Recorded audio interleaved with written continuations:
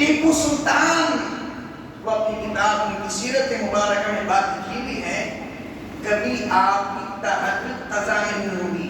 دیکھو تہجد فرض نہیں، تہجد، اور آپ حافظ قرآن تھے۔ ارے آج کا ذمہ دار اس کو دیکھ کے قرآن پڑھنے نہیں آتا۔ آج کا جو ذمہ دار بن گیا، انہیں بستی کا لیڈر بنیا کرتے، بلا اس کو میں اس کی نماز سورہ فاتحہ سن لیتا ہوں، اس کی ایک رکعت مجھے درست ہے تو بتا دیں۔ سورہ فاتحہ میں 100 غلطیاں کرتا ہے۔ جتنے بھی ہندوستان کے حکمران گزرے، میں مصلی پہ ٹھہر کے، منبر پہ ٹھہر کے کہتا ہوں اللہ کے ولی بھی تھے بعض، پورے نہیں۔ اورنگزیب رحمت اللہ علیہ اللہ کے ولی، علامہ شمس الدین تبریز اللہ کے ولی، قطب مینار بنانے والے قطب الدین اللہ کے ولی، ٹیپو سلطان اللہ کے ولی۔ آپ کو کیا کیا بتاؤں میں، ہندوستان میں حکمرانی کرنے والے مسلمان تھے اور ساتھ میں اللہ والے بھی تھے۔ بعض کیا حکمرانی کی، تو آپ حافظ قرآن بھی تھے۔ معمول کتنا بہترین، سن لیجیے ٹیپو سلطان کے معمولات۔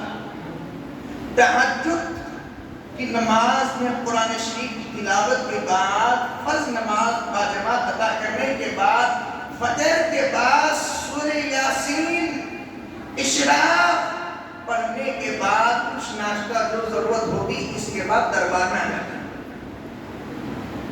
یہ معمول تھا۔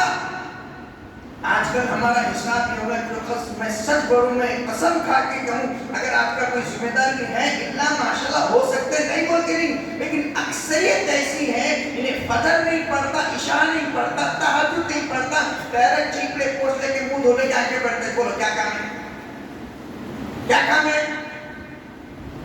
تو ایسے کام نہیں ہوتے۔ ٹیپو سلطان اپنی کتاب تاریخ ٹیپو سلطان میں، سیرت ٹیپو سلطان میں بات لکھی ہوئی ہے، جب دشمن حملہ ور ہونے والا تھا، تہجد کی نماز میں اللہ سے یہ دعا مانگی، اے اللہ، اے اللہ، اللہ کو منع کرے، اللہ کو منع کرے۔ اللہ کے منانا اتنا پسند آیا کہ ٹیپو سلطان میدان میں آیا نہیں، دشمن ڈر کے بھاگ گیا، نام سنتے ہی بھاگ گیا۔ ایسا پاور تھا، ایسا روب تھا۔ ایک آخری بات بتایا کہ میں اپنی بات کو ختم کر دیتا ہوں، لیکن وعدہ کرو انشاءاللہ تعالیٰ۔ آپ بولیں گے ایک سال میں، تو بولیں مرزا تم بیان میں وعدے مت کرو، میں وعدے ہر چیز کے نہیں کراتا۔